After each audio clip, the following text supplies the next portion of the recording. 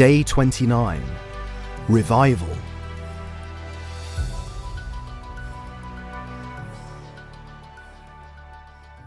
She crossed the threshold into the neglected villa.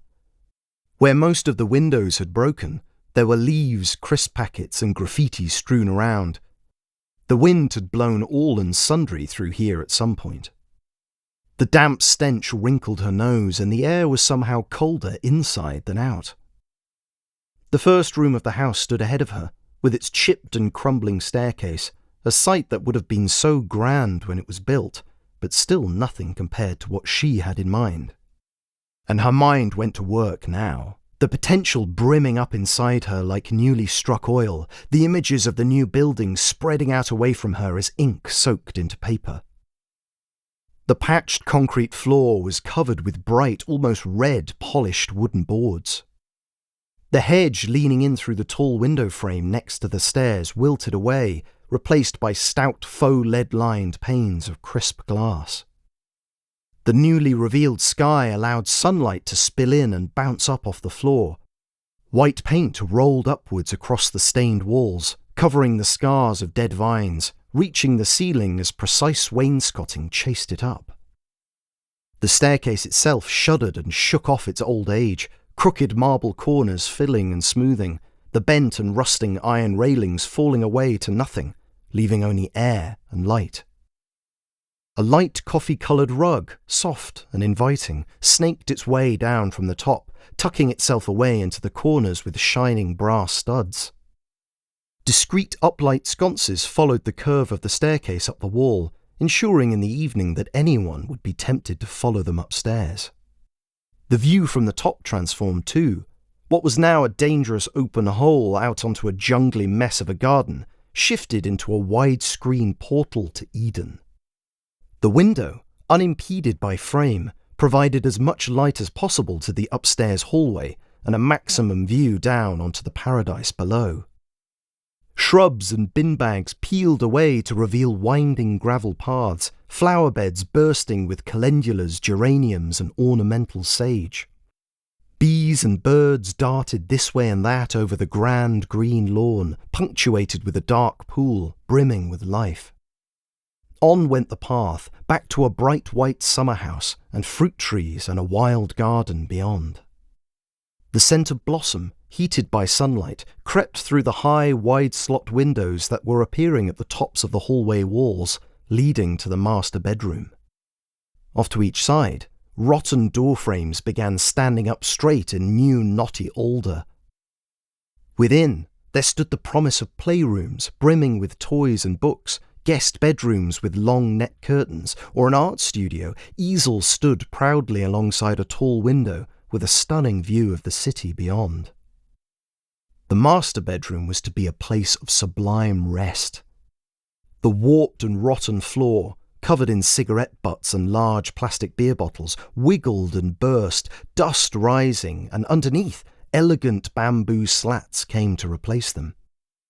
Thick, bobbly rugs to sink toes into rolled out under the new enormous bed. It imposed on the whole room with its sweeping ironwork headrest, hefty but ornate clawed feet, and mounds of downy duvet, blankets, pillows and cushions.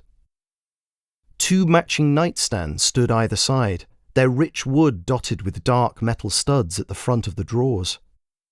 Crowning them were 2 arched reading lamps in burnished brass, promising a warm glow and drifting off with a thick novel. A high-backed armchair of soft teal appeared next to the tall window, the light falling on a clothes horse and footstool alongside. A wispy mosquito net awning drifted down over the bed, teasing any number of adventures within. Dropping through the bedroom floor, through solid beams and the dusty gaps between them, the kitchen lay below. The sacks of dried cement, assorted offcuts of wood, and a wrecked bicycle tumbled away to make room for a central island of wood and quartz. The beveled edges of the flecked white countertop glinted in the light filtering through the window, framed with olive-green shutters. A slab of quartz, 3 times the size of the first, slid gracefully into place against the wall behind the island. surrounding a cavernous sink and long-necked tap.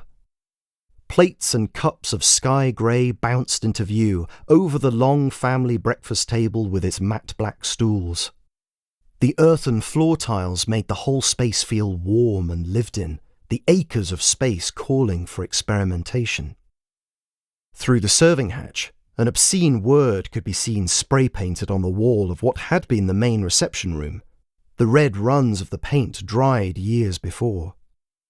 They disappeared from view behind a roll of delicate striped wallpaper, covering just one of the 4 walls, but carrying on up to include the ceiling.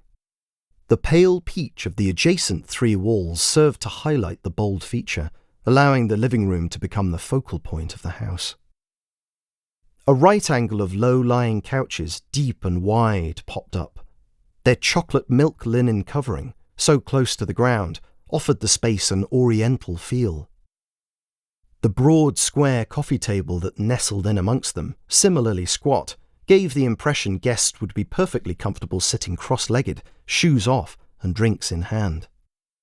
Those would come from the long drinks cabinet sitting inconspicuously in the corner. A single cut crystal decanter standing on top, upended tumblers waiting on the shelf below. Standing opposite that, demanding to be seen, the cobwebbed cavern at the bottom of the chimney filled with a satin black box. A few hewn pieces of wood and a gentle fire, sending out dancing shadows as the evening drew in behind the long ivory curtains. A bird fluttered down from the top of the stairs, upsetting a loose bit of brick and dust that showered down onto the leaf mulch and moss in the corner. Yes, this is going to be rather a grand house, she thought.